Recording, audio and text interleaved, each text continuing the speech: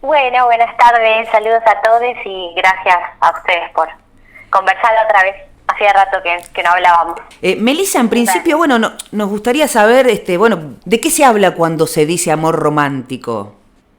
Bueno, es una gran pregunta, ¿no? Porque en realidad es algo que cualquiera podría contestar, pero digamos desde mi área, que es la antropología y los estudios de género en particular, pensamos y creemos, ¿no?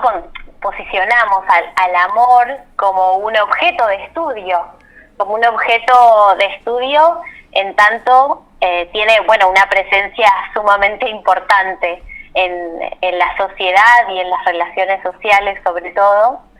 Pero bueno, también al hablar específicamente de amor romántico, que ahí hay una carga más, está bueno rastrear de dónde viene esa referencia, que en realidad es una crítica también que van a hacer, sobre todo el feminismo radical hacia los años 60, 70, considerando al amor romántico como un mecanismo también de opresión e incluso sumamente invisibilizado en las relaciones entre hombres y mujeres, ¿no? Pensándolo muy también en clave heterosexual. Entonces, por ejemplo, Kate Millett en La política sexual, que es un clásico porque es la que empieza a hablar de que lo personal es político, habla mucho, reflexiona mucho sobre el amor y dice que el amor es el opio de las mujeres, ¿no? Como la religión es digamos, de las masas.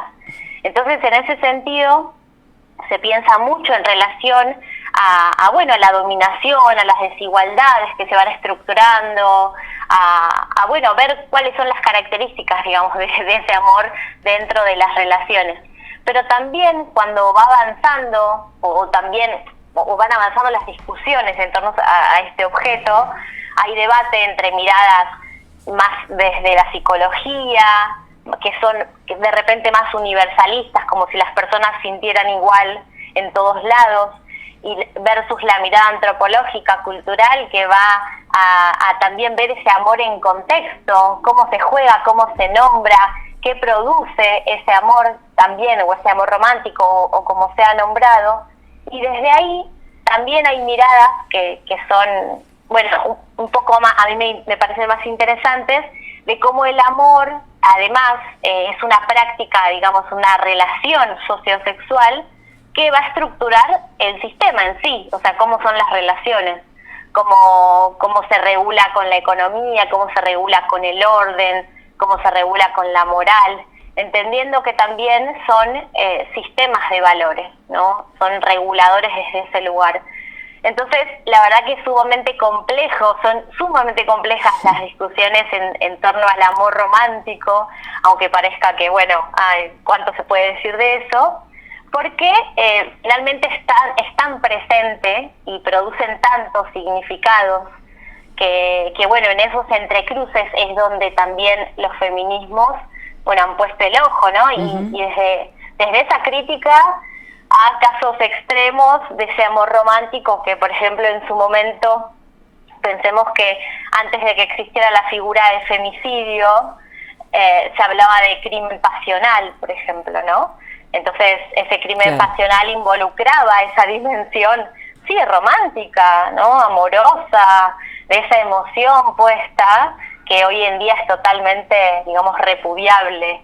Entonces, desde ahí también podemos trasladar como otra de las, porque luego comentan las analistas, digamos, del amor romántico, que hubo como un momento en donde era tan parte de la heterosexualidad esta crítica, que hacia los feminismos de la diferencia, hacia los 80, 90 se dejó un poco de lado, porque se hizo más énfasis en la sexualidad, como si la sexualidad también fuera aparte, ¿no? Fuera independiente también de esta emoción, o bueno, justo este es el amor.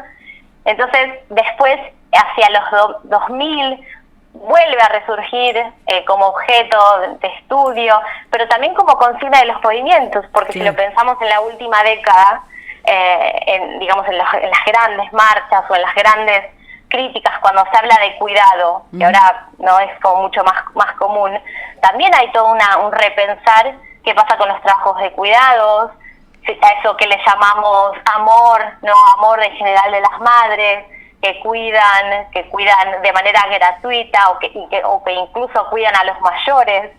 Digamos, eso tiene que ver con amor, con qué tiene que ver.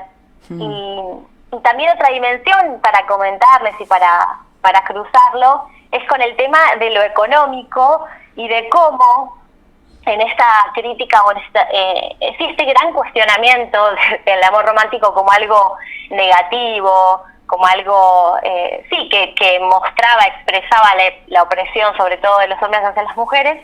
También se empieza a pensar la emoción o estas relaciones afectivas como también posibilidades, mecanismos de movilidad socioeconómica. Entonces pensarlo en su entrecruce con la economía y pensar cómo también el amor va ingresando como una construcción cultural en toda una industria de mercado, porque si pensamos el día de ayer, digamos, podríamos hacer ese análisis rápido, ¿no?